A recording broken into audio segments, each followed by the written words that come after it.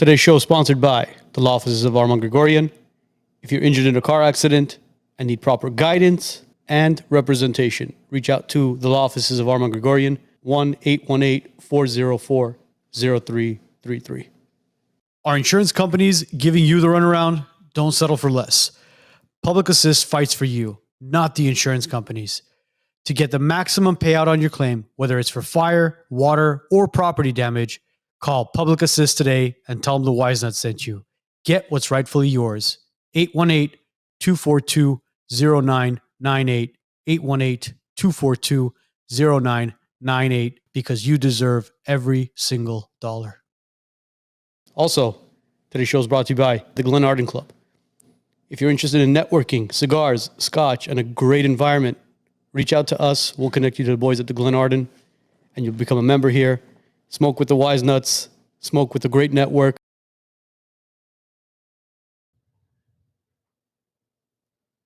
Are we live? We are live. Yes. Happy Monday, everybody. TGIM. First live in a while, huh? First live in a while. Levik, we miss you, man. Where he's in the comment section, no? He's always in the comment section, but we haven't spoken to our followers for quite some time now. Our watchers, you mean? Our watchers, our followers, our commenters, whatever the hell you want to call them. Hopefully we'll get to today. Absolutely. Guys, if you're watching today's show, hit the subscribe button, click a like. Let's get the algorithm in our favor. Before starting today's show, I kind of wanted to touch a little bit about taking care of yourself on a physical standpoint. I know we always talk about mental health. We always talk about making sure that whatever it is in the psychiatric or psychic or whatever it is that we call it, mental health is very, very important. But I got, not to name drop or anything, but I got some news today from my wife. One of her coworkers' fiance, under the age of 40, had a stroke. And unfortunately, he's basically at this point he's brain dead. He had a headache and told his fiance that I'm not feeling well. I want to go home and kind of maybe sleep it off. Went home, took a nap, never woke up. He's right now, I mean, our thoughts and prayers go out to his entire family. He's in a coma right now. They did like a CT scan and all this stuff on him, but I mean, it didn't come back positive, came back more negative. No previous health issue? Well, here's the thing, man. When we talk about taking care of yourself, we always say, exercise and eat healthy and watch what you eat. But ladies and gentlemen, it's very, very important that you do blood work every single year. I myself have procrastinated this year. I actually was supposed to go in March to do some blood work, but the kids got sick. I got sick. Things happen in life, but it's very important to do blood work every single year to just find out what's going on with your body, whether it's fatty liver or cholesterol, high blood pressure, any of that stuff. This individual, when I was speaking to my wife, I was like, because I had met him like maybe once or twice, and he wasn't the healthiest person. Worked in the healthcare field as well, but he didn't take care of himself. He wasn't eating right. He wasn't exercising. He just wasn't taking care of himself. And, father time unfortunately caught up to him way, way, way too soon. I mean, under 40. I mean, the first thing that runs through your mind was he... We're not going to say the word, but... I mean, that could be part of it. But look, unfortunately, blood report only shows you so much, because a blood report is... I do twice a year, but it shows you where you fit in the matrix. But the matrix, again, unfortunately, is designed to push prescriptions. It's not designed for health. It's designed for prescriptions. So it's like, oh yeah, well, anything above a 170 cholesterol, you need to be on cholesterol meds. Anything above a 140, let's say, glucose, whatever you need to be on diabetic medications or anything above or below. That's the unfortunate thing about Western medicine. You also have to pay attention to your own body. Is unfortunately, especially in our culture, it's like, yeah, I've been having this stomach ache for 2 weeks. Cognac, put some peppers and onions in it and Some turmeric. turmeric in the cognac will take away your stomach pain. Nobody ever says, well, maybe go check that bad boy out and see why do you have that same pain for 2 weeks. I think you have to be aware. We've talked about this before. Look, you guys, I know a lot of people have the habit of when you're on the toilet, a lot of people will flush while they're sitting on the toilet. This may be TMI, but don't. When you get up, check your stool every time. Make sure it looks normal. Make sure there's no blood. There's no the form of it. Obviously things can happen. 1 time, 2 times, it's fine. But if it's consistent, then something's going on internally. That's the thing. It will not show anywhere. Not in a urine analysis. Not in a blood report. That's something you have to pay attention to. Like, oh, that looks kind of abnormal. What did I eat today? No, I had whatever I ate, but it shouldn't be like that. Okay, maybe it's something. Okay, next time, 2, 3 times later, if it's continuing, then maybe you need a stool test or you need something else. So that you just have to be, I think, aware of what's going on in your body and not avoid it, not ignore it. Like, I'll drink it off, or I'll exercise it off, or I'll go away on its own. If it doesn't after a week or so, then something's going on. Yeah, your body will eventually tell you when something is wrong with it. If you have minor pain, it's him kind of budging you, telling you, hey, something's wrong. Yeah. When it's major pain, it's actually, at that point, it's screaming, telling you, hey, go see somebody. But again, our thoughts and prayers go out to that family. We hope he does make some sort of recovery, but I mean, it's not looking great, but I mean, we're not the most religious people in the world, but it's in God's hands at this point.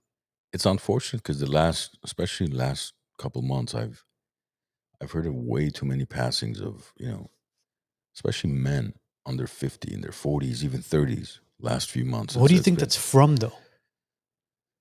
Look, that's why everybody, first thing they say is, well, he was young and healthy. Young and healthy don't necessarily go hand in hand. Just because you're young doesn't mean you're healthy. That's a misconception. And when you start digging into it, there's usually, well, yeah, 2 months ago, he felt this. He went to the doctor. They couldn't find anything. Okay, so go somewhere else.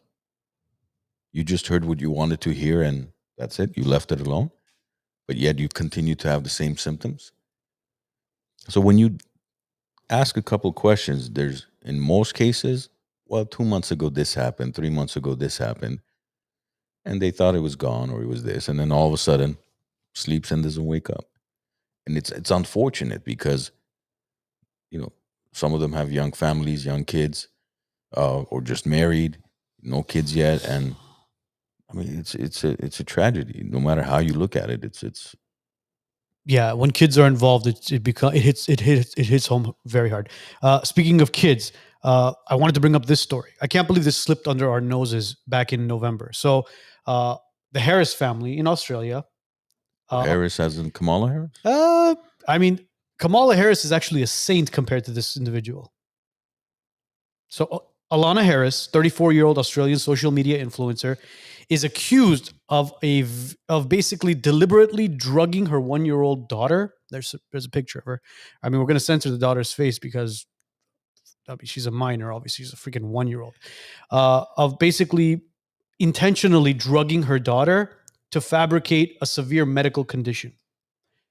Now, she began to gain traction on social media, on TikTok, created a GoFundMe page, began to get a lot of money, and became a social media influencer. Now, I'm going to go through a timeline right now. April 23rd of 2023, Harris is born, or Alana is Harris, or I'm sorry, Daisy Harris is born to Alana and Brock Harris. Mid 2024, Alana begins to share Daisy's supposed health struggles. June 2024, Alana reports that Daisy is undergoing 2 brain surgeries and being moved to an ICU care facility or an ICU care facility. October 2024, medical staff begin to observe more into little Daisy's case, and they find out that this piece of shit of a human being, the mother, has been injecting her daughter with benzos. Wow. Jesus. It's crazy. How did they find that out though? Because they found benzos in her blood. And what were the repercussions for the So the mother now? repercussions was child services got involved and Daisy was taken away. And the father, Brock, had no idea this was going on. The father had no idea this was going on because the mom was constantly, because, you know, when you go to the hospital, God forbid, you take your kid to a hospital, children's hospital, who's the one person that they let into the room? Is the mom. Yeah. So the mom was the one that was, I don't even want to say caring for this kid, but because she wasn't. She was the one poisoning this child, injecting her with benzos. Child was taken away and they began to monitor her. And now little Daisy basically is making a recovery because she's no longer being injected with benzos. And benzos are basically, I mean, you could elaborate what benzo is. Well, yeah, benzos are given to patients who are dealing with psychiatric issues, can't fall asleep, anxiety, depression, and everything in between. They have tremendous amount of side effects. Yeah. So in this time span, she was able to raise close to $60,000 through crowdfunding and like through GoFundMe pages. $60,000. So when you think about it, it's like, all right, so what? Your kid's health was worth you raising $60,000 in GoFundMe pages? I mean, look, I'm not suggesting anybody even create a fake account to do so, but why couldn't she just have done that without injecting her daughter with benzos? So what Alana Harris has is something called Munchausen by Poxy syndrome. That's what it's diagnosed as. So if you look that up, what it is it's an individual who has a psychiatric mental health issue where they intentionally harm a loved one in order to seek satisfaction or gratification for that person. So that's what she was diagnosed with. So, like, is that like a piece of shit syndrome, or how does that work? That's why I said, could you imagine, like, Kamala Harris is a saint next to this individual? And this is where I have an issue again. We talk about diagnosing, right? We're over-diagnosing and labeling people. Why even diagnose her? Who cares why she did it? So now that she's labeled a mental patient, does that mean she doesn't have to do any time, or she's going to be excused or of the punishment? So what's the purpose? Who cares about her diagnosis? Well, January 2025, she was officially arrested and is going to be seeking trial. Yeah, but guess what the attorney's going to say? She's a mental case. Especially in Australia.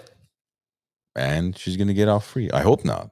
But that's the problem with diagnosing. And every stupid little thing has a diagnosis. I've never even heard of that diagnosis before. Yeah, it's Munchausen by Poxy syndrome. Munchausen by Poxy syndrome. MBS? Is that? I don't know. That's basically what it is. So I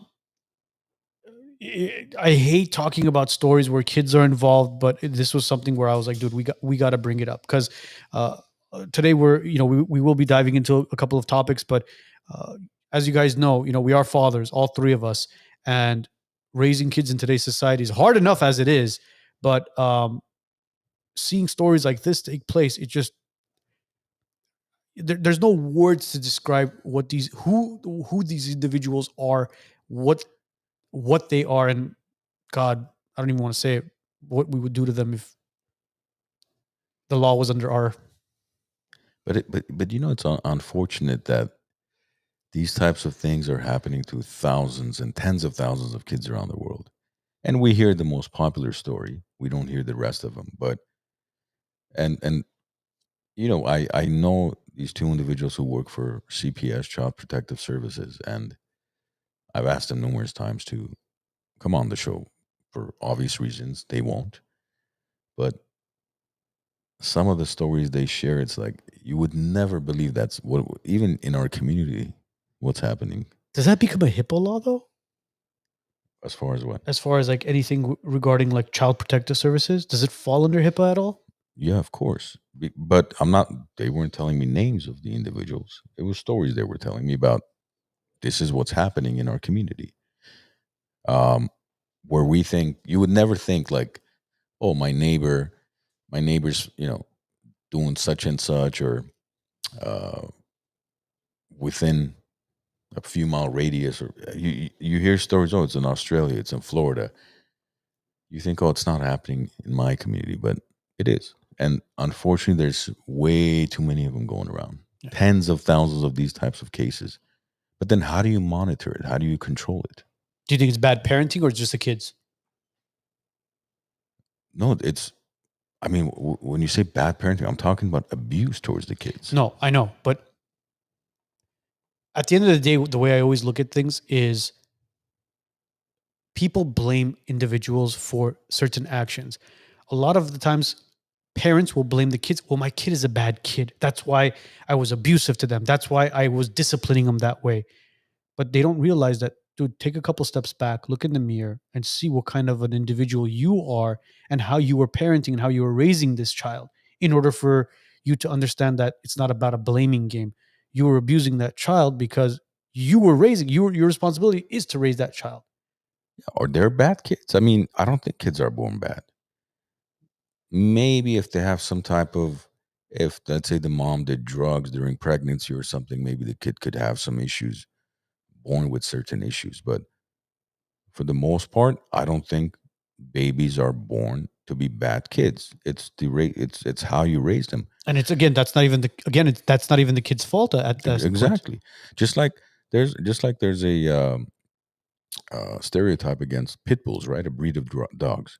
Yeah, pit bulls, they eat kids, and they're malicious, and they're aggressive. I don't think pit bulls are naturally aggressive. They're very strong dogs, and usually, obviously, the morons who like to have a pit bull are the ones who like to fight their pit bulls, or raise them to be aggressive. The Michael Vicks. Yeah. So guess what? Then now you're going to develop a stereotype about, oh, well, pit bulls are aggressive dogs. They're not safe around kids, and so on and so forth. But it's because they've built that reputation because of its stature, the way it looks. Usually what gang member type of people or like to have pit bulls because they think it's a tough dog. I'm a tough guy. I have a pit bull, So at the end of the day, it's not necessarily the breed of the dog. Just like kids are not born aggressive. They're not born. It's how the parents raise them. And I mean, what's a 1-year-old? What is she capable of doing where you can justify injecting them with benzos? Absolutely nothing. Other than crying, maybe not sleeping, having some phallic, what's it called? Phallic or the, it's like a heartburn they have when they're little kids. Oh, I have no idea. I don't know. Well, they constantly have the hiccups. There's a name for it. Oh, I don't know. Okay, that's not the kid's fault either. Are you talking about being colicky? Colicky. Oh, okay. Phallic. Yeah, isn't colicky more like when the kid is crying all the time? No, colicky usually has something to do with their digestive system, like the esophagus. And what are you going to do? Mind you, for those of you that don't know what benzos are, football players had a hard time getting off benzos. As in, like, it was made for like painkillers and like stuff like that. Trying to get a football player off of benzos is like practically taking him to rehab and saying, hey, listen, we're going to wean you off this drug. And they had to slowly wean him off. This woman was injecting her kid with that. So that's crazy. But I mean, speaking of raising kids, there was a video that we posted on social media yesterday or 2 days ago about two little boys who had a loaded weapon in New Mexico. And I want you guys to watch this video. If you haven't seen it on our Instagram page, it's on our Instagram page, but we're going to show it to you right now It's about, how long is it, Joe? It's like a minute something. About a minute and Okay. 44 seconds. I think we should watch the whole thing, because what we did is the whole video is about 5 minutes long. We chopped it up into a minute, and we're gonna play this for you guys, and we're gonna break this down, because this will tell you about what bad parenting is. Drop it! Drop it! Drop it, son! Go ahead and put it down for me, okay? You're not in trouble, but you have to drop that and come talk to us, all right? If there's a magazine inside the magazine well, Put it down, but baby. they're playing with the gun back and forth. The one in the blue is trying to take it from the one in the orange. Put it down, baby. Just drop it, buddy. Put it down, babe. You're okay. Put it down. And now the That's crazy. That's kid in loaded the gun, blue right? and green Yeah. has a firearm. Yeah. Put it down, baby. Now, mind you, the whole video they were passing it back and forth to each other. Sean, can you put it down, babe? The sooner you put that down, the sooner we can take you home. We can go see your mom. Sean, this isn't a game no more. We're not playing a game right now. This is serious. 1030 speaking with 254. Can you put it down for me? Now Sean has it. Sean, can you just toss it to the side, babe? Let's make this easy. I feel like we could. Because we One want in to the help orange you. has a firearm gun. And mind you, this is the police officers speaking. The parents I wanna aren't go there. one- The mom and dad are not something- there. Put it down, Sean. We don't want to hurt you, I okay? just don't want to fucking. Put it How down, the hell Sean. did they get a I really hold don't of wanna a gun, fucking play a kid honestly? We don't want to hurt you, and we want to help you, okay? Aim it and fire. It'd be- 48. Put it down, baby. 40 going out. 40, 40, 40. Drop it! Drop it! Drop it, son!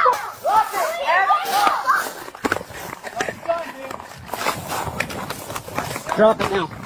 Drop it, both of you. I don't even have the gun. I don't have the gun. Get over here. 1030, 1040. All right, two very quick things on this video. So, number one, I cut it down, obviously, from the 5 minutes that was there to the 1 minute and whatever seconds it was, because there was a lot going on. There was a point in the video where I wanted to include it in there, but I took it out.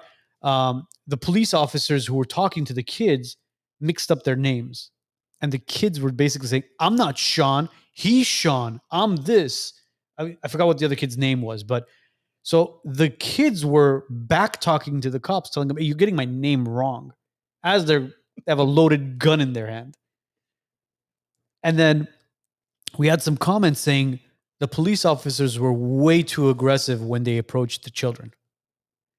I don't think people understand the dangers of what was going on, because when they shot that pellet at the one kid in blue, did you see what the orange kid did? The kid in the orange did? He held the gun out. Yeah. What do you do at that point? No, so, sorry. Luckily, it was a beanbag round. It wasn't. It was those pellets, those Yeah. those beanbag or whatever it is. They yelled out 40, 40, 40, meaning it's a code 40, for. Well, it's a 40-pound. I think it not 40-pound, but it's I think that's what they call it for that round, that beanbag 40. Yeah. I mean, what do you do? Obviously, I think they did the right thing, because is it how old are those kids? Like 8, 9? They don't look a day over 10. Okay. So the likelihood of a 10-year-old being able to actually shoot somebody, especially a police officer who's wearing a vest and all that, slim to none. To actually hit the target, right? Correct. Most grown adults can't even do that. So, not to undermine the danger of the situation, but I think the cops handled it properly. As far as, obviously, you're not going to shoot the kid just because he's pointing a gun at you, because they don't have the capability to actually aim and shoot you directly, unless the parents have been training them for the past 5 years. Then it's different. Maybe Joe's kids could do that, but these kids don't. But so again, it makes you wonder. Like, obviously, maybe they're playing Fortnite or whatever, Call of Duty, a little too much at home, or how did they even have access to the gun? So there's a lot of questions to ask the parents. What environment are they growing up in? What do they have access to? Well, I mean, let me ask you guys both this question. Mhm. What was going through your minds when watching that video? Did you at all have concern that, shit, this kid may pull the trigger, may hurt himself or hurt his brother? I was concerned more about them hurting one another than the police officers. There you go. Because, again, I've never been in a situation. I'm not a law enforcement officer. But to me, even let's say if the officers rush to the kids, less than 1% chance anything could have happened to the cops. But the kids could have ended up shooting themselves accidentally. That was my biggest concern, was something happening to the kids. Because you saw the officer say, shit, I don't want to, did he say 48 or, which is again, code word probably for, I don't want to shoot the kid. Because why would you? I mean, yeah, but at the same time, you're just like, what do you do in a situation if he begins to pull the trigger at you and he's shooting at a police officer? Still, I think you still got to use some type of bean gun or something. You're not going to shoot to kill a kid, no matter, I think, what the situation is, unless they have a bomb in their hand and they're going to blow. That's even that. It's even that. I mean, it's you're just not going to do that because unless you're in Israel, then then that's just part of the game. Well, Ben was talking about them having Hamas having vests on. Only 6 minutes in. Hey, Hold on, did we pass the 8-minute mark at least? We're 26 minutes in. We're good, bro. We're fine. We're fine. Okay. So, would you consider that bad kids or would you consider that bad parenting? Are you asking me? I'm asking you, Joe. A little bit of both. First of all, it looks like it was a Glock that they had, and I don't know if it was cocked or if it wasn't. If there was one in the chamber, but from the looks of it, I agree with Armand and yourself, Arno, that they could have shot each other, and the way they were holding the gun and the way they were going back and forth. 40, I mean, 40, look at 40. this video, man. I mean, Drop it! look at them holding it. You look at the way they're holding it. You see that? It's just all over the place. You're not in trouble, but you have to drop that Look, and see come how talk it's to us, all pointing it? right? Look, it's going behind them. Inside the night. I mean, the chances of them hurting each other more is way more. But do you even think those two kids have the strength to even cock the gun? If it's a Glock? Yeah, they can. But I mean, look, we love guns in our family, but at the same time, we teach our kids to respect the gun. They never touch it. Maybe these kids were not taken to the range properly. Maybe they were not taught that, look what this gun does if you actually shoot it. You know what I mean? Well, look what it does at target that it's meant to destroy. Maybe there's a lot of obviously there was a lot of discipline that was missing there. Yeah, because look, I think even if you, I don't think I've shot a Glock, so I'm not too familiar with how hard it is to actually cock the gun. At an age of 10, you really have to.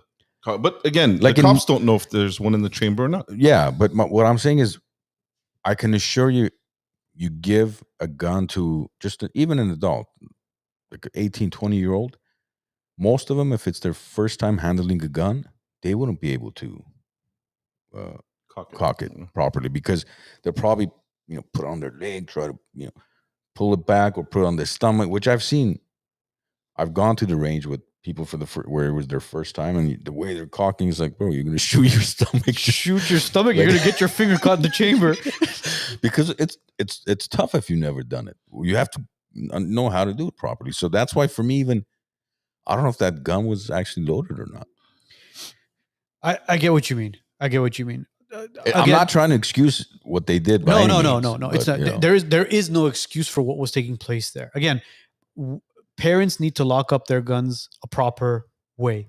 The fact that these kids had access to a firearm questions what else is going on in that household. There was this one gun safe that I saw on Instagram a while ago. It was called like the Stop Box or something. Have you seen that, Joe? Yeah, it's with the fingers. Yeah. See, till today, I'm very fascinated as to how that works because apparently it doesn't run on batteries. The guy patented it. And the way it works is you use your 3 fingers or 4 fingers to create some sort of code in order to open it. Yeah. And they give you like a lifetime warranty apparently on it as well. But he guarantees you that's the safest way to put your gun in a safe place, basically. Better than those fingerprint IDs or those coded ones. Mine is solar. Solar? Yeah, it's operated by solar. So Well, if it happens to be a cloudy day, or night. it's like, damn, the battery didn't charge itself. Huh? It's like someone breaks into your house. Hey, listen, can you give me 5 minutes? Let me go outside and just shine a light on the solar panel so I could. At the end of the day, it comes down to discipline, man. If the kids have access to the gun, even let's say they have access to that gun, if they know that that's not a toy to play with, I mean that draws a line. You know what I mean? You with your daughters, you go shooting with your daughters. Yes, I go shooting with my daughters, and ever since, dude, I took my daughters to the shooting range when they were 4. 4 years old. That's when they were allowed to go into the shooting range. But they were obviously watching. Of course. I mean, they were watching, but at the same time, I would hold the gun and they'd see it. I mean, we're a little nuts, you know, but in a good Just way. a tad bit. Open, Huh? tad. open range, not the closed ones. No, open range for sure. The closed ones are way too loud. Yeah. Now Yeah, they just bro. shoot. I flinch with that. I don't know.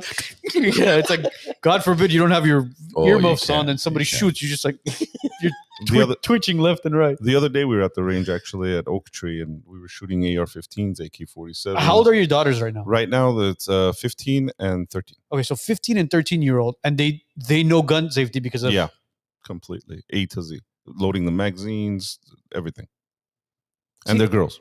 yeah, which tells you a lot. You guys are being sexist now. Oh, are we being sexist? Well, apparently a lot of people were playing the race card for this video. I don't know if you guys saw it, but right away, man. I mean, I was hoping people wouldn't play the race card, but unfortunately, in today's society, you know, somebody jumped in and said, "Well, I bet you if those were black kids, they'd be shot right away." Adults, maybe, not kids.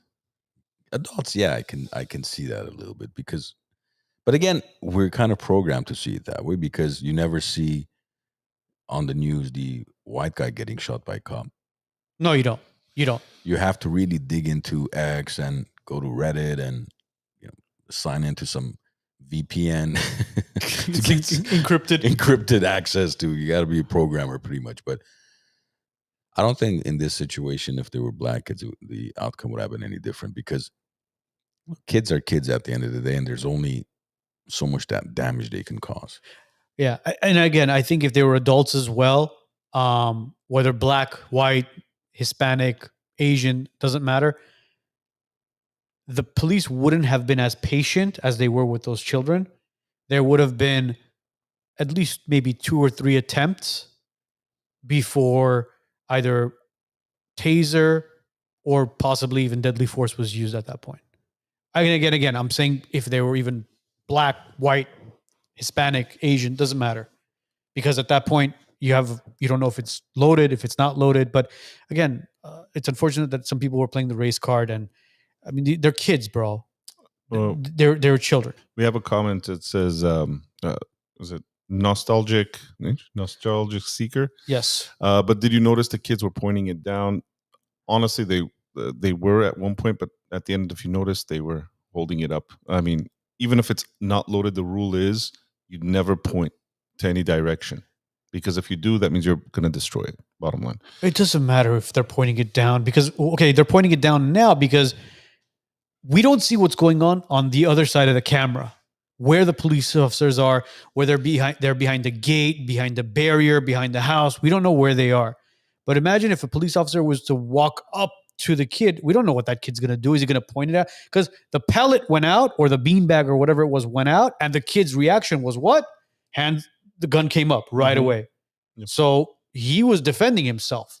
Defending himself from what? Stop playing Call of Duty. Stop playing these stupid gun games. Get your kids off of these freaking PlayStation 5 gun games. It's unbelievable, man. It's not just it's the PlayStations, it's the iPads, because it's a whole community, and then they're talking to other kids on that platform, and you have no idea what information is being fed into your kid's mind by some other kid. Yeah. And I recently heard a story about something like that where kid was on an iPad, and somebody at the other end was saying, oh, if you go on this website, you can look at certain things here and you can look at certain images here. How old? Which one? The kids that were talking about this. 10. Oh, jeez. Okay. Like you go to this website, there's this available and that available. It's like, if it wasn't for that iPad and the internet connection of being able to communicate with kids from around the city, around the country, wherever, it's less likely that your child would have access to that at such a young age. Because you're not going to obviously teach them at home. Oh yeah, if you go on this website. Yeah, it's unfortunate that the internet is so easy to access nowadays. A simple iPad, a simple iPhone, hell, these Chromebooks that these kids have, a lot of them are bypassing the locks that are on the internet on those Chromebooks in order to access certain things. But I mean, what can you do? But speaking of the race card, we're going to play another video for you guys. Where did this take place, by the way? Did we find out where it was exactly? What city it was? I don't know where this bullying took place. Okay, so this is a bullying video that we're going to show you guys. It's a little bit of a chubbier white kid that's being beat up by a bunch of black kids. And I mean, the video speaks for itself. You Can you play it real quick? behind me and kick me in the back. No, so he got you bad. I don't know what's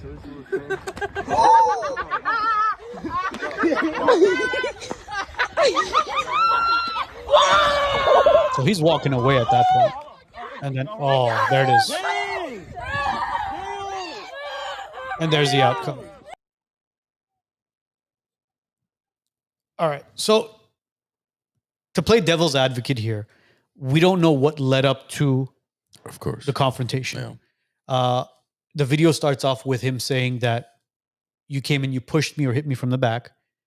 And then the kid walks away.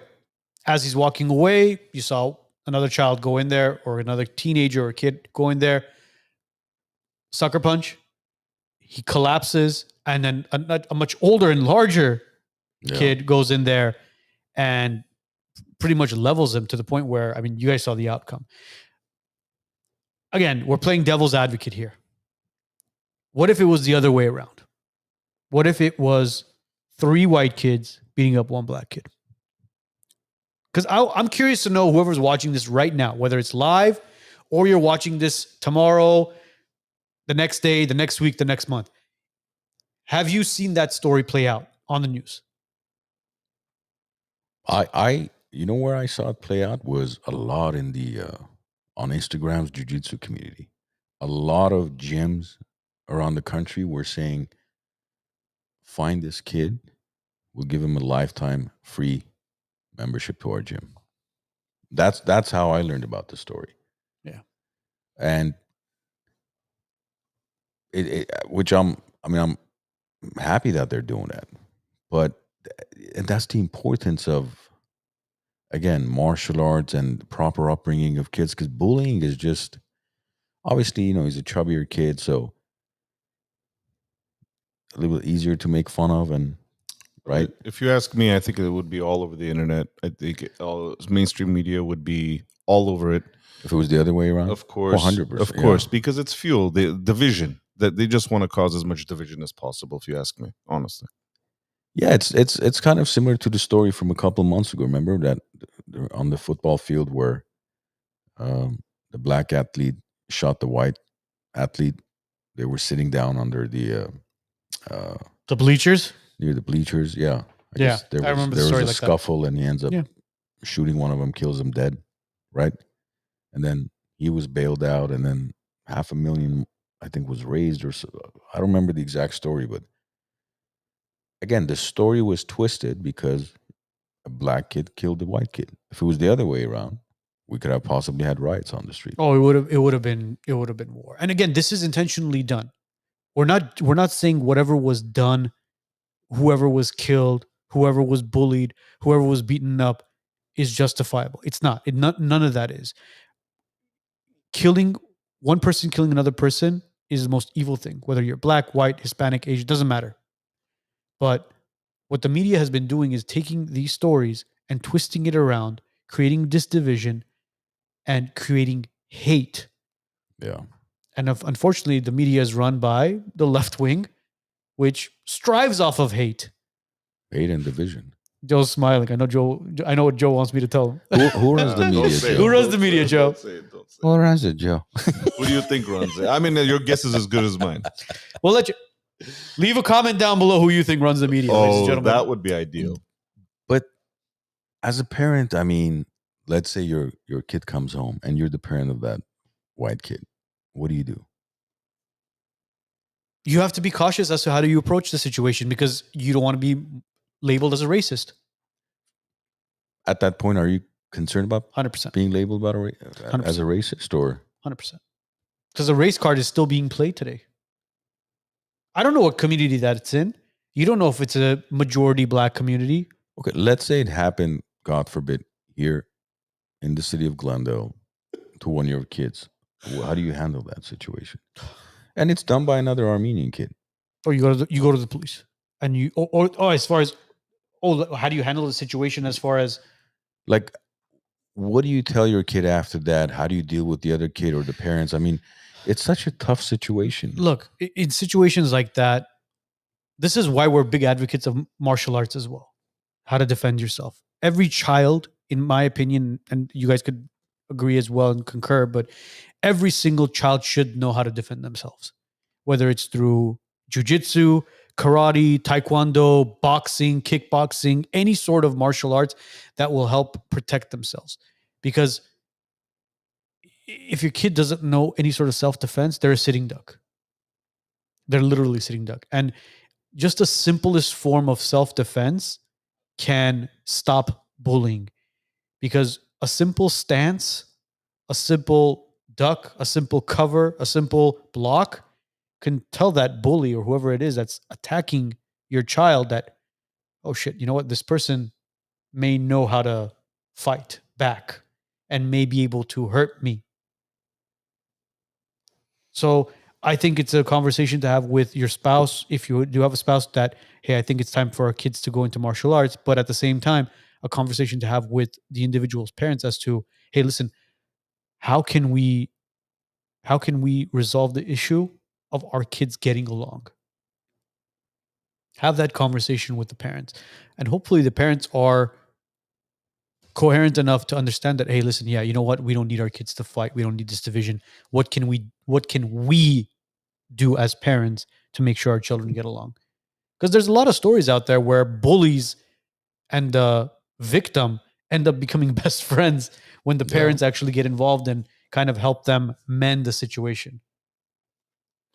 Yeah, and you know, we send our kids to school every day. We have no idea what they're dealing with, as much as they may come home and tell us, but we still don't know the emotions they go through, the challenges they face, and that's why it's important for them to be involved in sports, martial arts, because that's as much as we can do as parents and you know how we raise them, still that discipline and how to handle themselves, we're limited to the knowledge we have as far as what we can teach them. So it has to come from somebody else. Plus, you know what I've also noticed is when kids play sports, they're less likely to be picked on. They're usually the more popular kids in school. That's how I remember it ever since elementary school.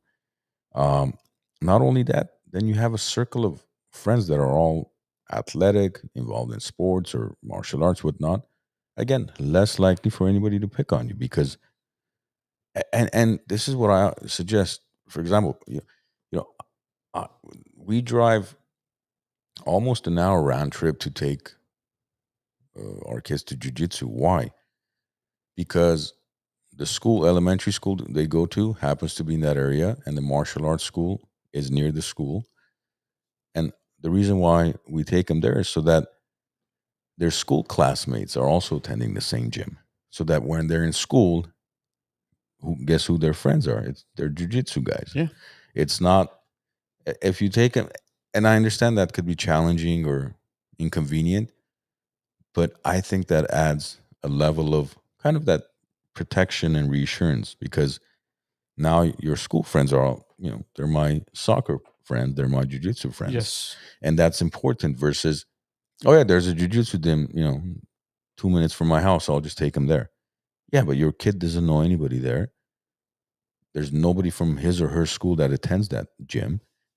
Yes, they could still develop friendships, but it's important for the same friends to be at their school too. I agree. Definitely. It's funny.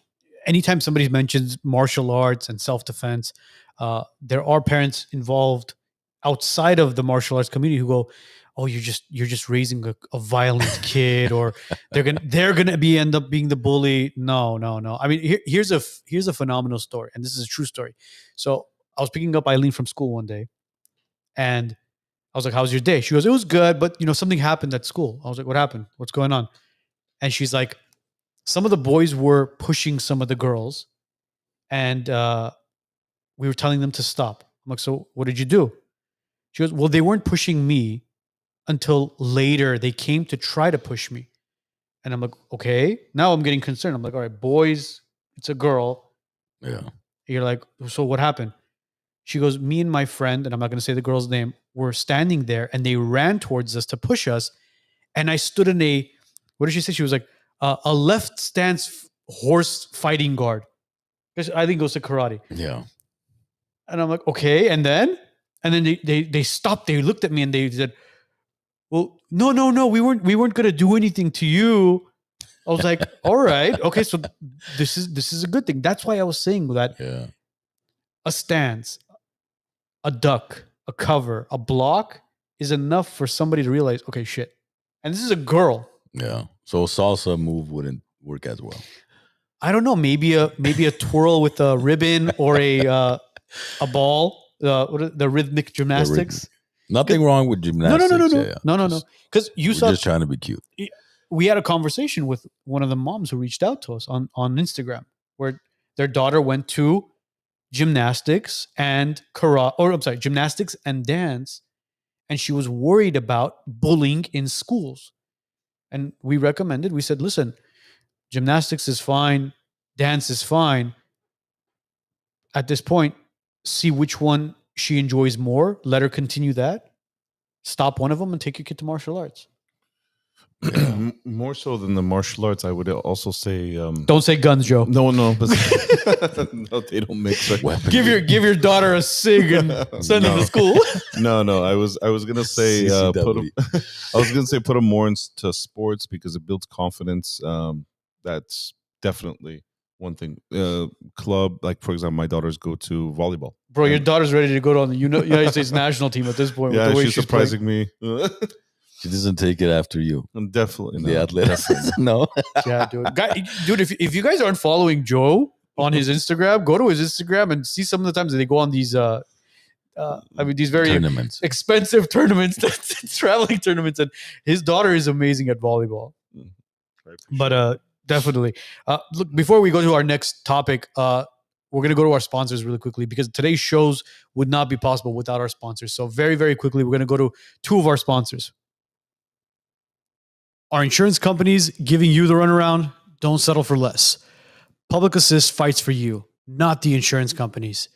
To get the maximum payout on your claim, whether it's for fire, water, or property damage, call Public Assist today and tell them the WiseNuts sent you. Get what's rightfully yours. 818-242-0998. 818-242-0998 because you deserve the Glen Arden Club. If you're interested in networking, cigars, scotch, and a great environment, reach out to us. We'll connect you to the boys at the Glen Arden, and you'll become a member here. Smoke with the WiseNuts. Smoke with a great network. All right, so France's president's been doing a little bit of sniffing around.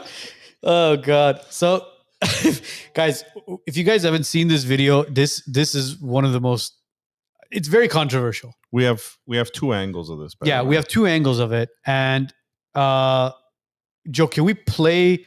How did you get two angles? Were one of you guys there or? I wish. It looked like a party. Listen, man, you guys are the 80s boys. You guys are the millennials. So you could tell if that's a baggie or not. Definitely. Or no, you guys are Gen X's. Sorry. So here's the wide angle. This is the one that's not circulating online. This isn't a train, and right in the middle is Macron. Yeah. And then we made it to France. Bedroom and we got through the border. And right here is when they remember that. Oh shit, the cameras are here. Let's up. Yeah. And they do their little photo op. Very subtle. So this was the wide angle. Now there was another camera angle to the that actually had it zoomed in. And there was a line next to that. No, that was No? that was that a a spoon. scratch? That's a spoon. It's a spoon. It's a spoon for it. So then look, and then he takes it. He's like, "Let me just shove this in my pocket." And then the camera goes to the left a little bit. Is it in your pocket? Yeah. So, all right. We saw this yesterday, and we posted it right away. We wanted to see what the feedback was, and everybody's like, "Dude, it's a bag of Coke." Again, I was born in the '80s, but I'm a '90s kid. You guys, '80s was what was it? Sex, drugs, and rock and roll, right? And that shit, that was a shit that was going around in the '80s. Back in Rick Ross was the drug kingpin. But is it Coke or is it a tissue? No, that's. If I mean, it- if it's not Coke, then why is there a spoon on the bottom right hand side? Or why does he take it so discreetly and put it in his pocket? Had he blown his nose? I mean, okay, fine. He looked under the weather. Maybe he was sick and it was a snot tissue. I don't know. Okay, so take it. Why do you take it like this and pass it 'Cause to he's your the- other hand and like, oh, nobody knows? He's the prime minister of France and he wants to make sure, like, oh, look, I'm not sick. I'm just, Or it could be because I was it's Coke. just, I just enjoy smelling Coke. Yeah, I don't enjoy cocaine. I just like the smell of it. So, I mean, we leave a comment down below because we really want to know what you guys think. Again, I am playing devil's advocate here. If you want to ask me the truth, I think it's a bag of Coke and there was a spoon there, and these guys are doing blow inside of a train. I mean, have we paused and zoomed in to see if it looked like a see-through bag or a It Kleenex? can't be see-through because cocaine is white. No, the bag to be see-through. Oh, The well, bag was see through. Yeah. oh, it Because was. usually it's in small Ziplocs, no? You're asking me like I'm the expert, Joe, how do you buy your Coke? right? Can you imagine? Is it Instacart? The Postmates. Do you buy them by the kilo or the gram? I don't know, man. If that is what a lot of people online are alleging it to be, I mean, does France not take a couple steps back and say, "Hey, listen, who is our leader?" So you really don't think there's other prime ministers around the world that do drugs? Yeah, but cocaine are they and all caught that? left-handed, like, or right-hand, or what do they call it? Caught red-handed, right-handed. Are they caught red-handed like this, or white-handed? Look, maybe they are. And maybe those are some of the images that are being used against them to blackmail them to follow their orders. It's, I know we obviously hold a higher standard for our leaders. Yeah, especially Hunter Biden. Yeah. And that's not a good image for any prime minister, especially a country like France, one of the leading countries in the world economically and everything else. It's not a good look at all. But I'm not surprised. I'm sure a lot of world leaders do a lot of things we're not aware of, and that's not on camera. I mean, this is the same guy who is continuously funding the Ukraine and Russia war as well. He's for that war continuing on. So, I mean, it's at this point, it's kind of like, who are these world leaders? Whose best interest do they really have? Because that Russia and Ukraine war is still going on. There is no ceasefire yet. Putin was apparently, allegedly ready to call it a ceasefire. And Zelensky said, no, we got more funds coming in, even though America cut funds, because he's now getting money from Great Britain, from France. And he's just, I don't know. I mean, how many men have to die for this guy to understand that, hey, listen, you need to stop what you're doing? It should be like the Roman times where the king, right? You mean the emperor? Roman emperor. The emperor was fighting in the front lines. Yeah, right. Why not? Go on the front lines, man. Caesar? Well, Caesar was fighting in the front lines. Which who was it that was front? They did fight in the front I'm lines. talking I don't know like about back in the day when they're kings and Bro, you know when Yeah, they were fighting those in the front guys- lines during the American Revolution. That's when Yeah. they were fighting But in the fucking front they, lines. they all fought in the front lines. It was like, I'm going to lead by example. And these guys are sitting in the comfort of their homes, their palaces and all that. And yeah, it's okay. We've lost 2 million men. No problem. As long as we can fund it, let's lose another million. What's the big deal? Like, no, go to the front lines. Yeah. And if you're killed, war ends, right? That's how it was before, right? Or at least not you, send your sons. Well, I don't know if this guy could even reproduce, knowing his past, but you know. You mean him or his wife or husband? Because I don't know, man. I'm just saying Macron's so-called wife. Did reproduce or no? I don't know, bro. A lot of people are saying that she's a Michael Obama. I mean, you've seen pictures of Macron's wife, right? Or husband. Yeah. Joe, can we pull up an image of her or him? Love these random requests. Yes, let me figure it out.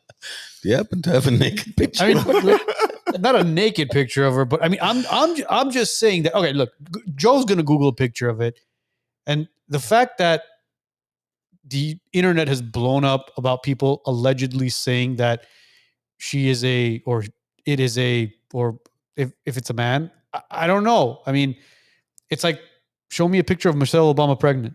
Find me one. You can't find one. It's not like they were like these crazy celebrities and they hid their pregnancy. I don't know. Is that a picture? Joe's Joe's trying to find a decent picture of a her. decent picture of her. Yes. But See, here it is. Again, kings and emperors fighting on the front lines was more common in the ancient and medieval times when rulers were expected to be warriors as well as leaders. Alexander the Great, Julius Caesar, King Leonidas of Sparta, right? oh, the Spartans were different animals, bro. I mean, Here's a picture. All right, let's see. Let's pull up this picture really Let's see quickly. if it's gonna come through though. Oh, there it is. So, again, what are we looking at? This Oh, is no. this is this Macron's is wife. Macron's. I know, wife. but what are we looking at exactly? I don't know. Do you guys think it's a man or a woman? Well, it's hard to tell from just the face. Again, Plus, she's an elderly woman now, so it's hard to tell. I don't know. I mean, what do you guys think? So, I mean, you guys could You can do simple Google search. DNA test, Oh, DNA test, right? some blood work. Why not? Again, show me a picture of Michelle Obama pregnant. But since the topic was on not our favorite rap artist now, Ye, but instead the Ye that was on the table, I think Zelensky is more of gives the vibe, the Coke vibes. Zelensky. Well, Zelensky and Macron have been very buddy recently. That should tell you I something. mean, a lot of people are saying, "Oh, look how good friends they are, bro." Good friends don't hug and hold each other for that long, because some of these videos of them really kind of embracing each other gives you that weird vibe. I don't know. But again, this is me going off of Macron and potentially being. But that's with some a man. expensive cocaine, huh? France is sending billions of dollars just for, what was that? Is that an ounce of coke? What is the price for an ounce of I don't coke? know. $200. I have no idea, bro. I have no idea. But again, I guarantee you, I promise you this: give it 5 to 10 years, there will be a Netflix, Amazon, some sort of documentary on what the freaking hell has happened in Ukraine. Hold on, did you say an ounce? No, that's more like a gram or two. Yeah, it's just a little baggy. Yeah, I don't know how much a gram of coke is. no, not an ounce. I guess an ounce is 1/16 of a pound. So yeah, that wouldn't be 1/16 no. of a gram. Yeah. Yeah, it's a little baggy. Enough to do a couple Joe, bumps. yeah, but Joe doesn't know anything about cocaine. Yeah, I mean, but the size of the It's like, why are you bag. guys looking at me? The Because size of the he bag. corrected everything I said. I'm like, that looks like. No, it doesn't. That's actually okay. It's actually. That's a kilo of cocaine. yeah. No, it's not. That's a gram, bro. You actually ordered a Ziploc from this other. But no, I don't know anything. Yeah, it's like, yeah, bro, those Ziplocs, he gets them from Amazon or China. There you go. China. But speaking of China, Donald Trump signed an executive order today. For those of you that aren't aware or haven't seen it, we actually posted on our Instagram. So a couple of days ago, if you guys saw a video, Trump said something that resonated with a lot of people, but they kind of put it on the back burner. He said, go out and buy stock today. This is like, I think it was on Friday or Thursday. He said, it's very important for you guys to go out and buy stock today. And he said it like twice. They already had a solid deal with China. The trade deal was done. 100% it was done. He said that on purpose. Come Monday morning, today in the morning, 7 a.m., I open up Twitter. What do I see? US and China come to a trade deal. And then what do? I open up the stock market, the Dow, everything is up. NASDAQ, Dow, everything's up. And all of a sudden you're like, bro, this motherfucker basically said, go buy stock and gave everybody a hint how to make money. But I don't know how many people actually took his advice. Did you guys buy stock? No. Did you? Of course you did. Of course you did. But yeah, now China and America officially have a trade deal. A lot of people were talking about the tariffs hurting America. There was this website. I'm gonna post it. Actually, you know what? It's a YouTube page. Actually, technically, no, I did, but I put money in the S&P 500 on Saturday. Okay, there you go. But I hadn't heard of that message though. So no, I didn't do it based on that message. But so there is this page. I'm gonna see if I can find it right now as we're live. It's a YouTube page. And what this YouTube page talks about is what's really going on in China. And I can't freaking find it. Fuck. Anyways, so it's a YouTube page. I'll find it. I'll put it in the description. We'll put a link down below. So it's these individuals who go out there and they talk about what's really going on in China. And you click on the video and you watch a bunch of clips and they post every single day. Dude, the ports of China were just full of containers. And China was basically begging the US, which is a main purchaser of Chinese product, please take containers. Please buy containers. KTLA, Fox, what else is it? KCAL9. On the news, they were saying the ports of Long Beach are empty. We have no containers. These tariffs are very, very bad for us. Donald Trump doesn't know what he's doing. When you look at the video of what was going on in China, they had an influx of containers everywhere. And the US wasn't taking in shipments because of the tariffs. So China now is saying, bro, well, just freaking take it, because now they began to lay off employees there. And the employees had began to do strikes in China. And they were basically saying, we haven't gotten paid for labor and we've now been laid off because the product that we've built is not selling. And China was basically in chaos. The ports of China were in chaos. Protests, fights, containers everywhere. But the media won't show you that. Now that trying to strike the trade deal with the US, I promise you this, guys, give it some time. Be patient with this man. Again, we have to hold him accountable. We've said it before in the past as well. Even though he's president, we supported him. We still hold him accountable. Trust the process. If he screws it up, then at that point, me, Joe, Arman, all of us, we'll point the finger. We'll say, you know what? No, we voted for this man. He screwed up. He put us in a recession. He put us in a depression, whatever he did. But for right now, the fact that we're 4 months into his presidency, people were talking about the tariffs being a bad idea, and all of a sudden, boom, U.S. has a trade deal with China now. Well, let's see how it impacts the prices. Give it some time. Yeah, I mean, it's great on paper, but obviously, everybody goes based off of what they feel in their own pocket, right? I haven't felt any progress as far as like, oh yeah, groceries are costing less, or whatever we're ordering on Amazon or Walmart is costing less. Yeah. I haven't felt that in my pocket, and I don't think anybody else has. But I think the moment people start feeling that, that's when they will start to trust the process more. A lot of people, I ran into some guy at the gas station here where there was a sticker of Trump on the gas pump, and it said, I did that. And, I chuckled at it and I ripped it off and I threw it in the trash. And the guy behind me was like, "Hey, did you see the Trump sticker on here?" And I was like, "Yeah, I saw it. I actually threw it away." He goes, "Yeah, he's doing this to our gas pumps." I'm like, "Bro, leave California and go see how cheap gas is in Texas, in Nevada." If Levik's on, Levik, how much is gas in? Where's Levik in right now? Is he in Idaho? No, not yet.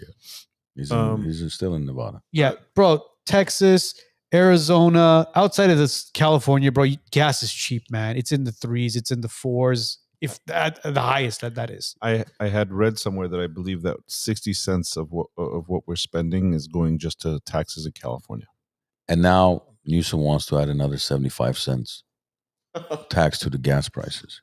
Well, Newsom doesn't know what the freaking hell he's doing at all as a governor. Well, of course he does. He knows exactly what he's doing. No. He's good at tiptoeing around certain topics, certain questions, how to please certain individuals, how to please certain groups. Just recently, what was he talking about? All of a sudden, he flip-flopped on the topic of gender in sports. He says that men should not compete in women's sports. Yeah, because he's identifying as a centrist now for his upcoming campaign, maybe 2028. So there you go. He's trying to identify as I'm a middle guy now. I'm not a far left. But he knows exactly what he's doing by adding another 75 cents to the taxes in California. But are people going to buy his act? Is the right going to buy his act, or the I don't think the he wants center to right? I don't think he wants to buy the right as much as he doesn't want to lose any more of the left, because they're losing the left.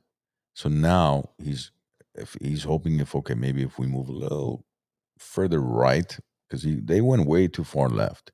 So now if he comes a little bit closer to being left center, then he won't lose as many leftist followers as he has because of the fires and everything else that's going on in California, the way he's handled everything. Well, he recently, as in literally today, he's introducing a non-mandatory model ordinance for local governments to adopt, meaning cities and counties. This includes a provisional, limited, no homeless encampments for more than 3 days in a specific location. Again, is he doing all of this because what do we have coming to LA next year? The Olympics. So you think that maybe has anything to do with it? I don't know, but what he's basically saying is you can't have, or not that you can't have, but he's basically telling cities and counties and whoever their mayors are that do not allow homelesses to encamp in a certain location for more than 3 days. And if you comply with this ordinance, you have access to $3.3 billion of state funding that was part of Proposition 1. So there's an incentive here now. Where did we get the 3.3? I don't know where we got the $3.3 billion. Didn't we lose $25 billion on this whole homeless program? I don't know, but it's aimed at expanding housing and treatment facilities for individuals that serve mental illness and addiction. So Newsom now is worried about mental health and addiction all of a sudden. Maybe that is the root cause of homelessness. It's not a real estate issue. No, it's a housing issue, it's bro. a housing Yeah. issue. We don't have enough houses, bro. We got to build more houses. Yeah. There was literally a video up a week ago of this guy in New York who built tiny homes. And he's like, what I'm going to be doing is I'm going to be trying to manufacture a bunch of these tiny homes so people can live in it. And it was like a minivan door. You'd slide it open. There was like a bed, which also played a function of a bench or a chair. And then a desk popped out and it was ventilated. And you looked at this and you were like, bro, you're asking for this to become not a tiny home, but a crack home in a matter of 24 hours, if not less than 24 hours. People need to realize that it's not a housing issue. It's a mental health issue. Go out into the streets, go out to Skid Row and see what's actually going out on the streets. You will be astonished. Or go watch the Lang Martinez episode that we had. Yeah. I mean, look, I deal with one almost on a daily basis at my office. You guys have seen the homeless guy there. And every time he sees me, it's the same stories. Like I walked this morning to McDonald's. I got something for half price, and then I was supposed to buy this car, but the lady won't sell it to me. Now she sold it to somebody else, and I went to the bank. I was out of money. I just had $10. And every week it's the same story. And today I was like, so every week you're buying a car, man. Like, what do you need a car for? I'm just curious. He's Because he wasn't like that before. When he first started kind of living on the street, he was normal. And I've seen his mental decline over the last 4 or 5 years. do you know if he's on any sort of medication or any drugs or anything? I've asked him. He says no. I've never seen him with drugs. I mean, he smokes a cigarette. This is the guy we thought about potentially bringing onto the show. Yeah. Do you think he's even mentally capable of sitting down and having a conversation? Not anymore. When I suggested this was like 2-3 years ago when he could hold a conversation. Now he's probably going to just repeat that same story I just told you over and over again. It's so unfortunate that these people go through such a terrible mental decline to the point where, I mean, they end up dying on the streets. Yeah, that's the end result for most of them, if not all of them. Yeah, there was that one, for those of you that live in Glendale, off of the western exit, very, very infamous homeless man or encampment that was there right off of the exit off of Victory, or is it It's Flower. Or Flower, yeah. I mean, the guy eventually died. And that's when they ended up cleaning up the encampment. He was there for years. Guys, going back to Trump situation real fast. Yes. Did you hear about do you buy the whole Netanyahu? They went completely like head to head against each other. I guess they were butt heads or something. Well, there's a story out right now, basically, that Trump is trying to cut a deal with the Saudis, and Netanyahu is basically saying, how dare you go and cut a deal with the Saudis?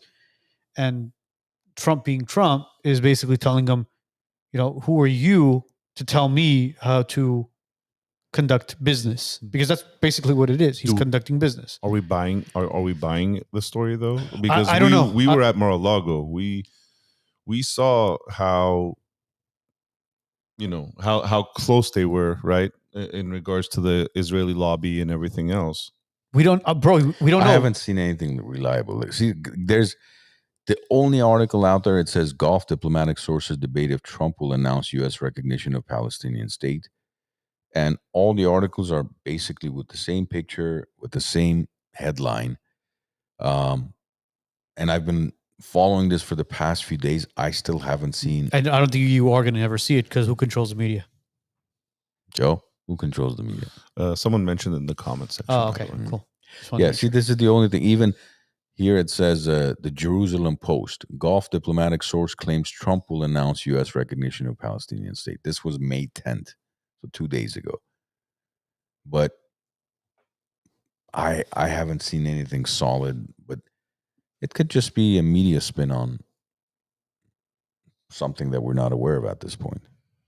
See, as Armenian Americans, we've gone through so much adversity and so much scrutiny because of the Turkish government and the Azeri government. Where Ben was sitting with us, he was trying to compare apples to apples. He was saying, as Armenians, you guys are so similar to Israelis, and we're like brothers, and we both went through a genocide. But again, we didn't want to dip too much into that. One day when Ben is here, we'll sit down and talk with him. Why hasn't Israel recognized the Armenian genocide? Why hasn't Ukraine recognized the Armenian genocide? Why is it that you attack Muslims and you say that, look what the Muslims did to the Armenians? Okay, you agree that the Muslims killed the Armenians, 1.5 million Armenians? All right, so why hasn't Israel accepted that the genocide took place in 1915? Yet the Armenians accepted that the Holocaust took place in 1945.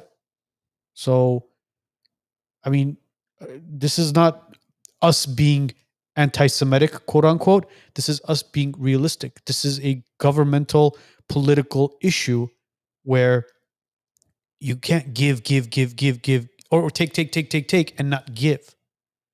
What do you think would happen to Turkey's support of those countries, Israel and Ukraine? But I thought the Muslims were killing Israelis. Not those Muslims. Those Muslims Oh. are helping the Israelis. I see. That's the questions you got to ask certain individuals. Which, when you bring them back, that's when you'll ask them those questions and see. All right, so if the Turks were killed a bunch of Armenians and the Muslims are killing Israelis, so I mean, what's the difference?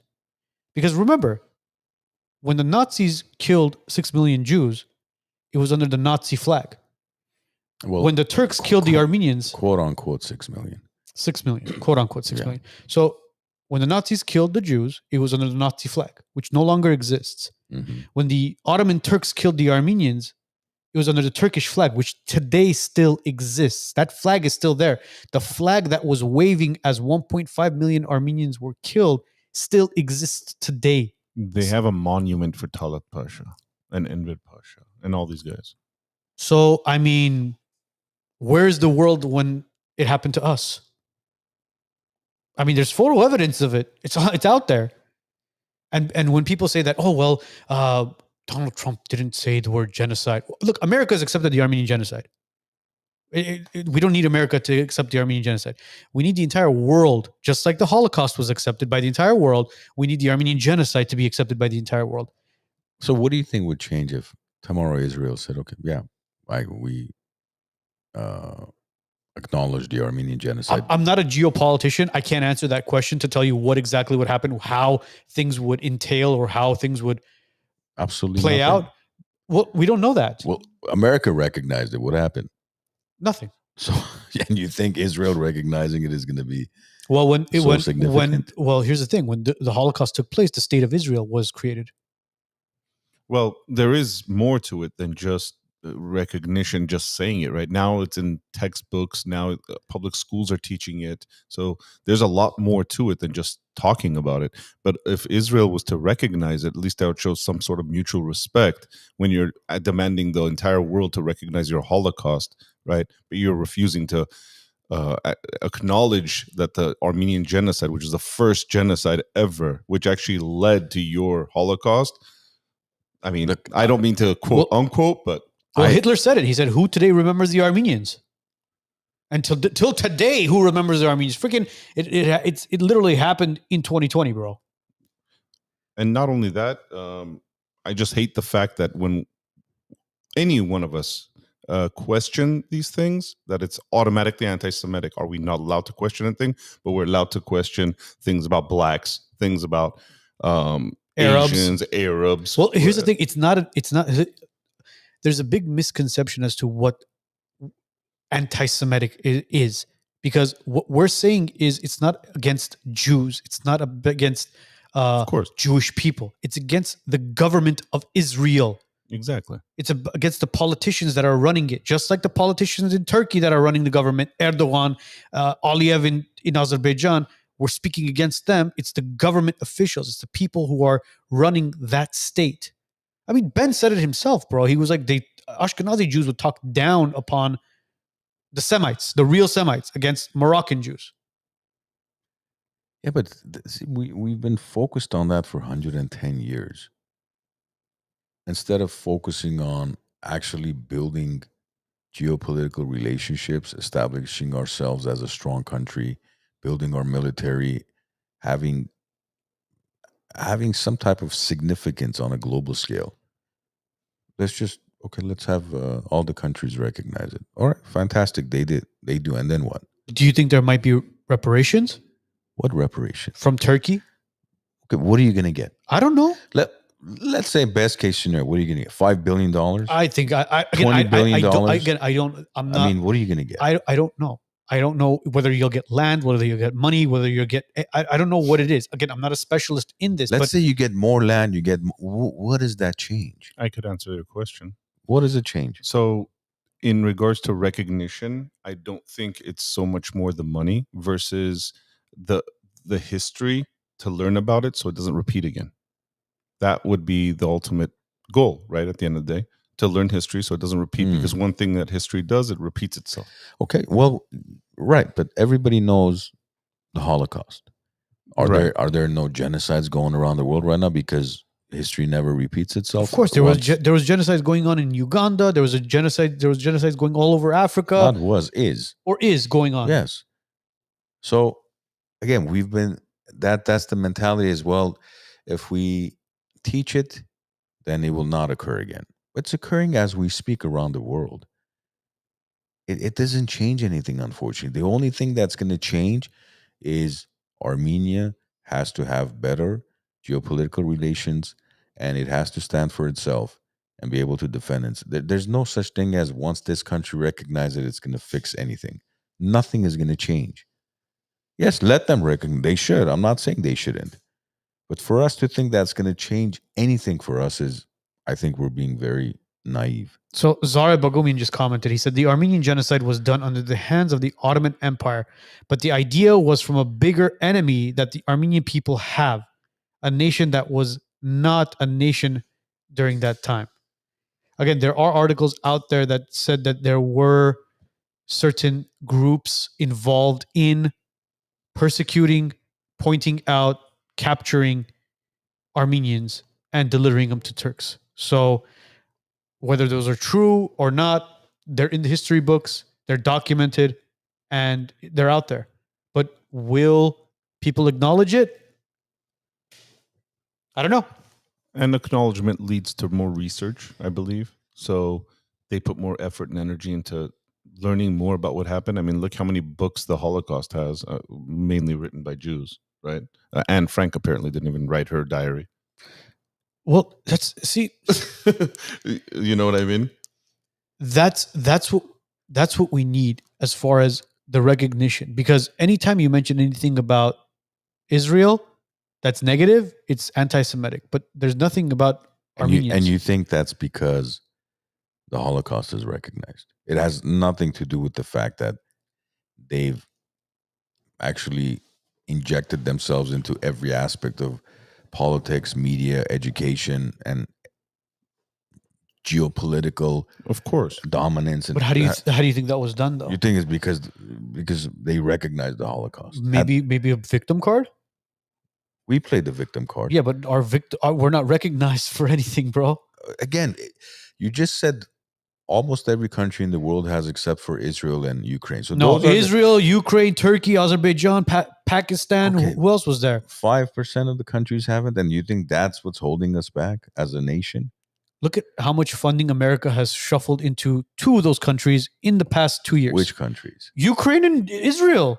Yes, because Israel is a 51st state of the United States, and Ukraine is their money laundering state. and then who basically just killed and literally ethnically cleansed 150,000 Armenians from Artsakh, Azerbaijan. And who's butt buddies with Azerbaijan? Why? I don't know. Who has more to provide for the world? Bro, Armenia or Azerbaijan? Israel sold drones to Azerbaijan to test on our people. That was not my question. Which was funded by who? By the United States. That was not my question. My question is, who provides more resources for the world? Azerbaijan or Armenia? Azerbaijan. Okay. That's your answer. When you go to Armenia and 70% of the things you buy are made in Turkey, then you have an issue there. You have a problem there. No, I agree with that. I truly, wholeheartedly agree with that. That is a big issue. And tomorrow, Israel, but you're a landlocked country as well. Remember that. I understand, but so is Israel. No, Israel has. What are you talking about? It has an ocean. There's an ocean, Okay, bro. but who are the neighbors?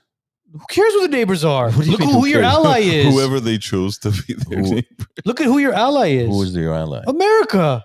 Okay, so Armenia. Why doesn't Armenia make America Because their Armenians, ally? they're fucking idiots. That's why. Okay. Iran was right there. And I'm sorry. And I say this again. I'm going to say it again.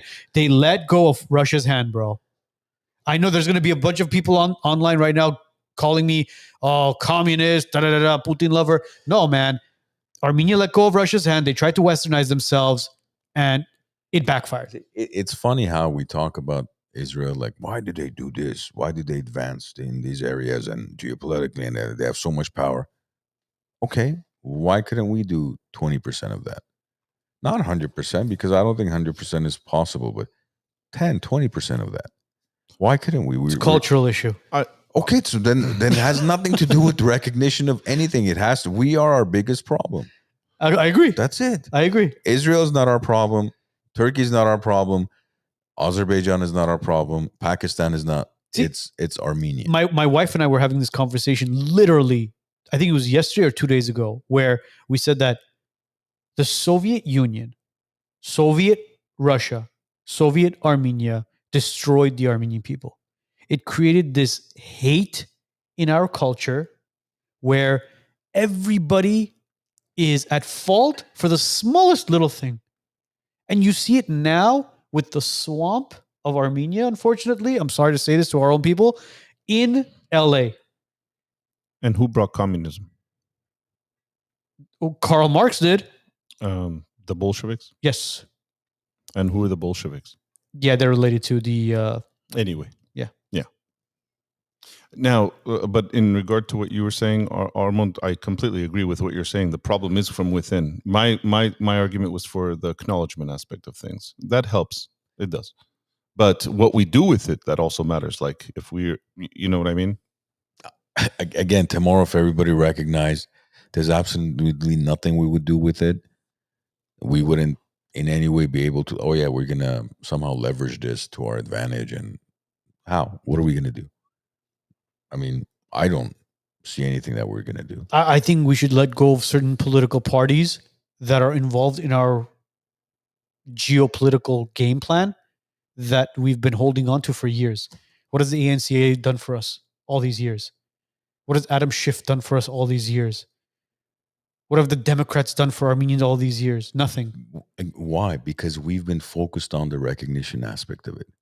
We think if Adam Schiff marches with us with his purple T-shirt every year, once a year, that's going to help us get recognition.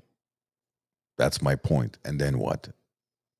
I don't know. Well, how does that help our geopolitical relations? I wish I wish Ed was here to chime in on this, because Ed has said this in the past before. Armenia needs a dictator. We needed to be under a dictatorial government, in my opinion. Only because of what? Our past USSR ownership? Yeah, bro. We can't run our own government, bro. We have to evolve. We've been free. We've had our own government since 1992, and we fucked it all up. We've had a bunch of crooks in office. We have a crook in office right now.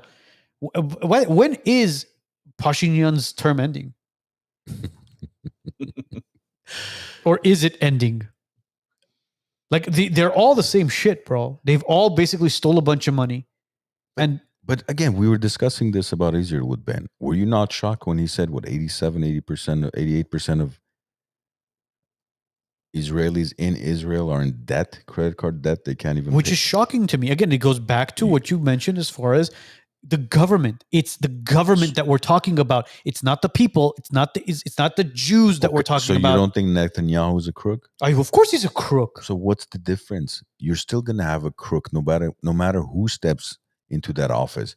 It's just that crook has to have relations, because everything revolves around relationships. In your line of work, does it not revolve around relationships? Absolutely it does. Joe, in your line of work? Of course. In my line of work, same thing. It's all about relationships. And especially such a small country like that, with an insignificant country, unfortunately, you have to have great relationships, and we don't. We need a president like El Salvador's President Bukele. That guy cares about his people, cares about his country. Look what he did to El Salvador in a matter of 4 years. Well, we were going to have one, and then he was assassinated, no? Yes. And again, we can go down a rabbit hole there as well. And who did that assassination? I'm not going to say it. It was from Russia. It was... It was.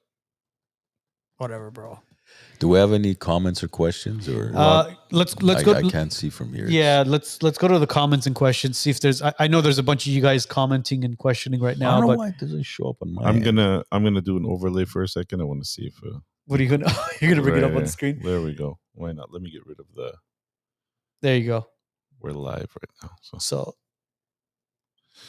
yeah, we got a lot of people complaining there about you, Arno. about me? About your About me? About your comment about Russia and how Oh, they're because it's so great right now, isn't it? Hang on. No, listen. If you what I said was this again. Let's go back to what I said. I said when they let go of Russia's hand is when everything went south. If you ask me today, who should Armenia's ally be? Iran.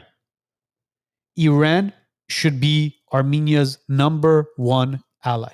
And if you ask a lot of other Armenians, including myself, I would say that we need to clean our own house first before we start pointing the fingers elsewhere. Well, when you clean house, that's when they'll find the right ally to align with. Remember, an ally, align, align, ally. Iran. Yeah, everybody's gonna see. I told you, man. They're gonna call me a commie. They're gonna call me a communist. Joe, can we go to our last two sponsors and then we're gonna go to our last topic? Sir. Are you leaving LA for Texas? Don't make the mistake of getting underinsured just to save a few bucks. Call Martin Melkonian with State Farm Insurance. He'll make sure your home, auto, and your business is fully protected. No gaps, no surprises. Martin takes his time to understand your needs to build the right policy for you. No shortcuts, just honest advice and real protection. Call him today, 281-712-2788, 281-712-2788.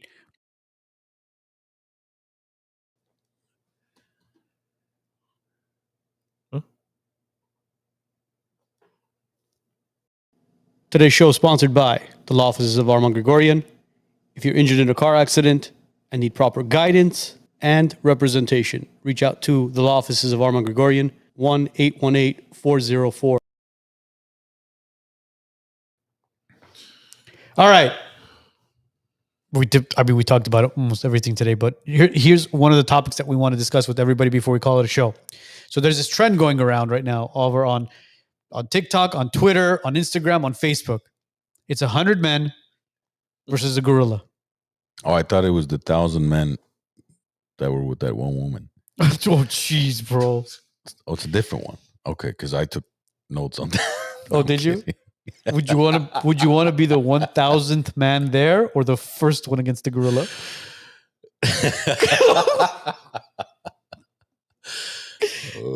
So you got to attack the gorilla first or be the last guy with her?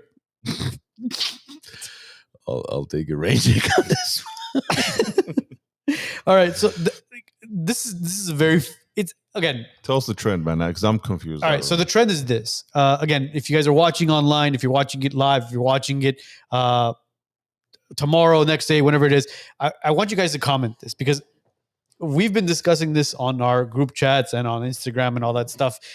It's basically, can 100 men take down one silverback gorilla? Now, let me give you the specs or the stats on a silverback, a very average silverback. They weigh anywhere from 350 to 450 pounds. They're anywhere from 5'9" to 6 feet tall. They're estimated to be 10 times stronger than an average human adult. Their bite force is 1,000 psi, 1,300 psi. Their speed is anywhere from 20 to 25 miles an hour in short bursts. They have high endurance bursts in strength with moderate stamina. And they're very aggressive, highly territorial, and capable of a fatal strike in one hit. Now, can one gorilla take on 100 men and survive? That's the question. Again, it's a stupid question when you think about it. But people were breaking it down and saying, have you seen a gorilla? It'll kill all 100 men And then there was the opposite. There was people saying, no, there's a strategy behind it. And 50 of us will go here, 25 of us will go here, 10 of us will go here. So that's the take on it. What are your thoughts? So you just said 10 is a strength of 10 men, but you have 100 men. Correct. So you've already beaten them by strength if they could just focus, right? Okay. All right. So now let me ask you this. Uh-huh. It's in a closed environment. You have Right. one gorilla and you have 100 men. Mhm. What do you do? Some people are going to die. Yeah, you're going to sacrifice a bunch of people for it. Of course you Not a bunch. The first 4, 5, 6 men will die, and then the gorilla Oh, will hell no, bro. I think 20 men will die. No, they won't. Yes. No, they won't. You know, there's still hunters. There's still tribes out there in Africa that still hunt animals by foot. Hold on. But they use weapons. This is bare hands. No, I know. Okay, they use spears and stuff, but do you know how they hunt? And even before weapons, do you know how they used to hunt? Is via endurance. Most animals, almost all animals, don't have endurance. Correct. Like a cheetah. Oh yeah, run 75 miles an hour. Short For period. how long? 30 seconds? A lion, maybe you have 45 seconds to a minute Correct. or so before it overheats, and now it needs 5-6 hours to recover. Correct. Same thing with the gorilla. A gorilla has 90 seconds, maybe 2 minutes of energy, and then boom, it's done. I agree. Here's see. So how many men can it possibly hurt in that 60, 90 20. second span? Okay. 20. Maybe kill 5, 6, I hurt think another 15. I really think it will kill more than 10 people. But eventually, within that minute and a half mark, it's going to overheat. Yes. And then you the other 70, 80, you don't even need the other 70, 80. No, I agree. But here's the thing. The human species, I'm going to call it the human species, is built on a fight or flight. Fight or flight. Or fight or flight. What would you call it? Its brain is wired with fight or flight, right? Okay. So adrenaline. Right? And adrenaline as well. If 10 men run at it and all of a sudden it starts just ripping 5 of them apart, and a couple of them in the back are looking and saying, holy shit, bro, look what the hell it did. And are they going to attack as well? Or are they going to be like, hey, you know what? Well, during a war, when you're in the front lines and they kill 5, 10 of your mates, your brothers, do you pack up and go home, or you continue to fight knowing that you're probably going to get killed too? But what do you think happened during war, though? Do you think that all of them were like, hey, you know what, we're going, or do you think a lot of them retreated? You can't retreat. You have generals and you have people that you just can't. So you're telling me during war there weren't any individuals that said, you know what, fuck this. Of course they tried. That's what I'm saying. But you're there for a purpose, for a reason. Correct. You weren't randomly walking on Glen Oaks and somebody's like, hey buddy, come here. I got to tell you something. And then he puts you in a room. Oh, you're fighting that silverback. You're obviously there for a reason. You know exactly like, oh, we got to sacrifice 20 of you guys. 20 of you guys. And the rest of us will take them out. All right. So who's going to be the sacrifice? That's what I was saying. You want to be the first guy at the gorilla or the 1,000? Absolutely not. Okay. But see, that's where this conversation was leading to, is kind of like, all right, so hey guys, who's going in there? I would even say, for example, even if you bring, let's say 10, 15 people from off the street that maybe have nothing to live for, or you convince them somehow, listen, if you beat this competition, we're going to provide you with unlimited drugs for a lifetime, whatever you need. And you we'll actually give you the drugs to be on it while you fight the gorilla. And no, honestly, by the time that gorilla even gets through those first 5 people, it's going to run out of energy, and then that's it. I don't know, man. I've seen these gorillas move around sometimes, and they're freaking. Because you always see that 3 seconds he runs towards that the glass. Yeah, whatever it smashes the glass that's like this thick. Yes, you see that, and you're like, shit, this thing could smash 100. No, it can't, because 1, 2, 3, 10 smashes. It's done. It's overheated already. Yeah, I would say minimum 10 men would die. Yeah, possibly. I say we bring Ben Azule, King Azule, and he'll handle it all. Just Ben by himself? Well, I mean, yeah, because he took out 30 men. Remember last time? Yes. But I think you don't need more than 30, 40 men to take on a silverback. Yeah. Yeah, because the 20 of them are gone, and the other 10 will take it on. Exactly. I don't know. No, I man. don't even think 20. A silverback won't be able. Okay, to so get to 20. here's the experiment. This is how we're gonna kind of end the show, and we want every listen. We We want brought a gorilla. yeah no. Yeah, we Come brought on, Akumbe. Harambe's brother's here. Too soon. Harambe's brother. Anyways, for those of you that don't know who Harambe is, go Google it. Yeah. So we want everybody who's watching this live, and if you're going to be watching it later, this is comments that we want everybody to actually participate in.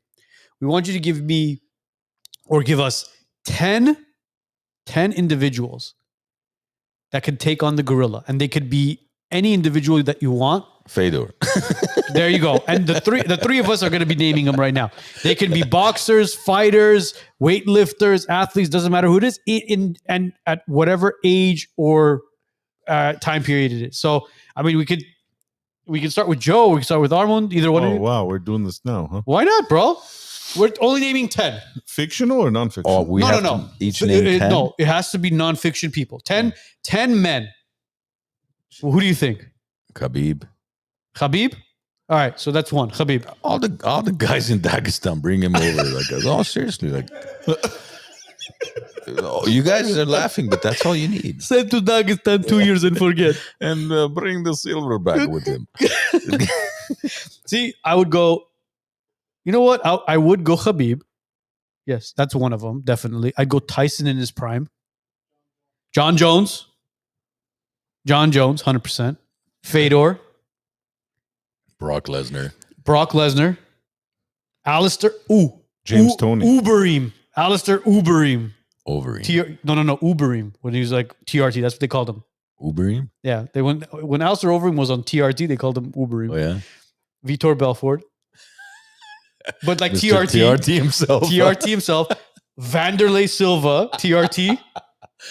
So basically, see, it is a drug clinic. 100%. Yeah, like, TRT, Vanderlei. I got two more guys. Two more. You've been thinking Shaq? about this one. Cain Velasquez. Who? Ken Shamrock? No. Cain Velasquez. Cain Velasquez. One more. One of the there were two brothers who Fedor fight to back in Japan. Nemanja. They were Brazilian. Nogueira brothers. Nogueira brothers. Yeah, and a Nogueira. No Gracie. Yeah. Well, I mean, he's a Gracie prodigy. Yeah. So those are our 10. The only one who's not an MMA fighter was Tyson. But I mean, You know who else I would throw in there? who else? Netanyahu. Netanyahu, Yeah. the sacrifice, huh? I'd throw in Hunter Biden, not Joe Biden, because I don't blame Joe for. Listen, Yeah, Joe had no idea. no, what Joe was had going no on. idea what was going on. I'd throw in Hunter Biden. That motherfucker took cocaine to the fucking White House, just like Macron did in that train. Geez. Anyways, guys, please participate on that. We'd love to see people's comments. Yeah, Give don't us be your shy. list. Give us your list. Other than that, you guys, great show tonight, huh? Great being live again. Yeah, once in a while it's good. Yeah. Joe's not a fan of lives. Yeah. He makes it. I mean, doesn't make it very obvious, but you know. I mean, we feel it. We feel his energy. We love you, Joe. Love you. Guys, you got to thank Joe for everything that he does for us. Joe, seriously, this wouldn't be possible without you, man. Right, I love you guys. Thank you. We love you as well. Guys, today's show will be up and running on Spotify, Apple Podcasts, all major platforms mañana. Great seeing you guys live again. And don't forget this Saturday. What do we have going on this Saturday? Yes. All right. So this Saturday, Jack Jr., there's limited tickets available. Just a few tickets available. Jack Jr. will be filming his comedy special. We will be there. We're going to be doing a red carpet. For the first time. What are you going to wear? Probably what I'm wearing right now. Yeah, probably with a sports coat. Maybe we should ask that question on there. What are you wearing? Yeah, who are you wearing? Who are you wearing? Who are you wearing? So- It's Amazon. Amazon Essentials. Oh God, guys! If you ticket, we'll put a ticket link down below. Click on it. There's limited tickets available. We're going to be there. It's going to be a great event. Jack Jr. is going to be telling us. We're going to know who the real Jack Jr. is. So, our question to a lot of people is going to be, "What do you know about Jack? Yeah. Do you know Jack?" So, this 'Cause Saturday, most of the comedy that you guys have seen, obviously locally in LA, it's a lot of crowd work. This is actually like stand-up comedy that he's going to be doing. Yes. So it's going to be completely different show than whatever you've experienced over the years, you know, in Glendale, North Hollywood, wherever you've seen him at. And he chose to do it back home. Yeah. Back in Glendale. So this Saturday, May 17th, Jack Jr.'s comedy special will be there. We hope to see you guys there. Tickets are limited. There's a link down below. Click on it, buy your tickets, and we'll see you guys on Saturday. And again, today's show will be up and running. Apple Podcasts, Spotify, all major platforms mañana. Have a great week. Have a great weekend. And we'll see you guys all next week. Today's show is sponsored by the law offices of Arman Grigorian. If you're injured in a car accident and need proper guidance and representation, reach out to the law offices of Arman Grigorian, 1-818-404-0333. Are insurance companies giving you the runaround? Don't settle for less. Public Assist fights for you, not the insurance companies. To get the maximum payout on your claim, whether it's for fire, water, or property damage, call Public Assist today and tell them the WiseNuts sent you. Get what's rightfully yours. 818-242-0998. 818-242-0998, because you deserve every single dollar. Also, today's show is brought to you by the Glen Arden Club. If you're interested in networking, cigars, scotch, and a great environment, reach out to us. We'll connect you to the boys at the Glen Arden, and you'll become a member here. Smoke with the WiseNuts. Smoke with a great network. Are you leaving LA for Texas? Don't make the mistake of getting underinsured just to save a few bucks. Call Martin Melkonian with State Farm Insurance. He'll make sure your home, auto, and your business is fully protected. No gaps, no surprises. Martin takes his time to understand your needs to build the right policy for you. No shortcuts, just honest advice and real protection. Call him today, 281-712-2788, 281-712-2788.